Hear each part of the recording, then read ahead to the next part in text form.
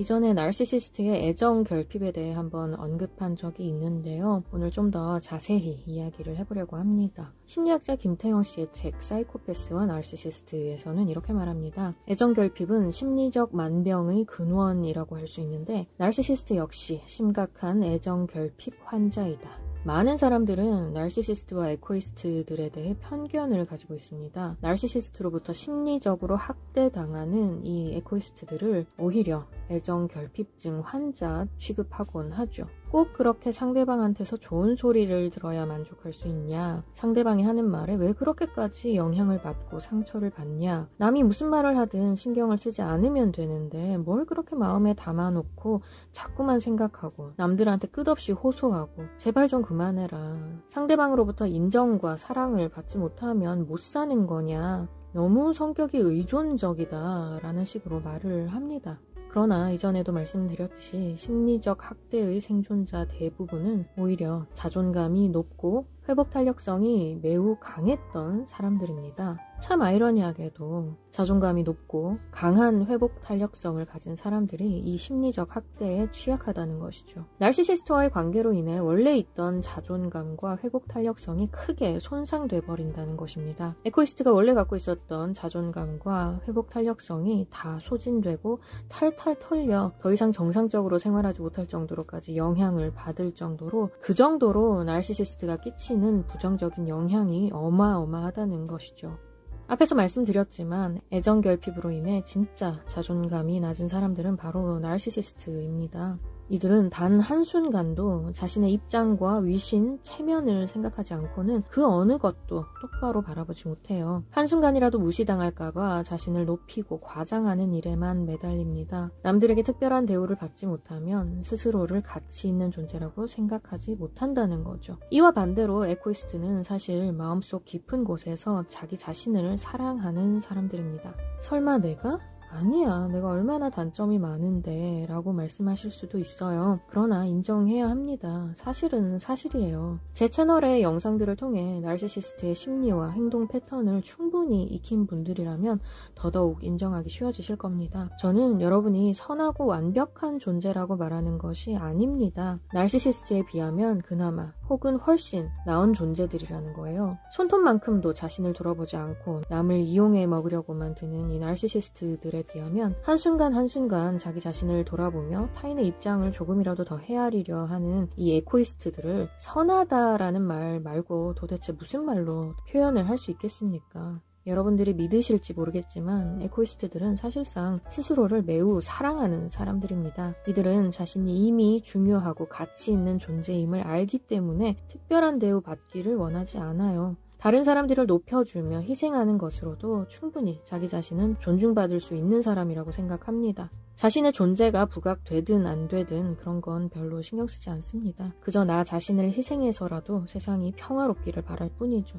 세상에 갈등이 많아서 좋을 일이 없지 않습니까? 이들은 그 갈등을 조금이라도 더 줄여보려고 애쓸 뿐입니다. 절대 자기 자신을 중요하게 생각하지 않아서 남을 높여주고 희생하는 게 아니라는 거예요. 물론 에코이스트들 중에도 어느 정도는 남들 앞에서 좋은 대우 받고 특별한 대우 받고 싶은 마음을 가진 사람들이 있을 수 있어요. 그런데 그게 타인을 짓밟으면서 동시에 높아지려는 그런 종류의 마음은 아니지 않습니까? 여러분은 나르시시스트들과는 확실히 다른 생각과 마음을 가진 사람들입니다. 스카펙은 그의 책 거짓의 사람들에서 사람들의 선과 악에 대해 설명하면서 다음과 같이 말합니다. 사람들 가운데 양극단에 위치한 두 가지 부류가 있는데 한쪽 극단에 있는 사람들은 악한 행위를 도무지 할 줄 모르는 사람들이고 반대편 극단에 있는 사람들은 옳은 행위를 할 자유를 잃어버린 사람들이라고 말이에요. 즉 바람직하지 않은 행동을 선택한다는 것 자체를 생각하기 어려운 수준에 이른 사람들, 즉 더 이상 잘못된 행동을 할 수 없는 사람들이 있는 반면에 옳은 행동을 할 자유를 상실해버려서 더 이상 옳은 행동을 할 수 없는 사람들이 있다는 겁니다. 이에 대한 책 속의 내용을 조금만 살펴보겠습니다. 우리의 선택 능력은 인생 경험과 더불어 끊임없이 변화했다. 오랫동안 계속해서 잘못된 결정을 내려왔을수록 우리 마음은 그만큼 딱딱해져 가고 더 자주 옳은 결정을 내릴수록 우리 마음도 그만큼 부드러워진다. 인생의 단계 가운데 자신감, 인격, 용기, 확신 등이 늘어나는 단계일수록 바람직한 대안을 선택할 수 있는 능력도 같이 늘어나 마침내는 바람직하지 않은 행동을 선택한다는 것 자체가 생각하기 어려운 수준에 이른다. 반대로 일단 비굴하고 비겁한 행동을 하게 되면 그것들은 계속 나를 약하게 만들어 점점 더 비굴한 행위를 하게 되며 결국 내게서 자유를 빼앗아 가버리고 만다. 더 이상 잘못된 행동을 할 수 없는 이쪽 극단과 옳은 행동을 할 자유를 상실해버린 저쪽 극단 사이에는 셀 수 없이 많은 선택의 자유의 수준들이 놓여 있다. 실제 삶의 현장에서 이 선택의 자유의 폭이 넓다면 그리 힘들이지 않고 선을 택할 수 있겠지만 만약 폭이 좁다면 선의 선택에는 커다란 노력과 다른 사람의 도움과 순조로운 환경 모두 필요하다. 어떠세요? 이 양극단에 속한 사람들에 대한 설명이 마치 에코이스트와 나르시시스트에 대한 설명처럼 들리지 않나요? 에코이스트들은 사람들의 말을 잘 들어주고 자신의 입장은 보류한 채 다른 이의 입장을 먼저 생각할 줄 알지만 이것은 절대 자존감이 낮아서 하는 행동이 아닙니다. 이들은 자존감이 낮아서 남에게 맞춰주기만 하는 그런 사람들이 아닙니다.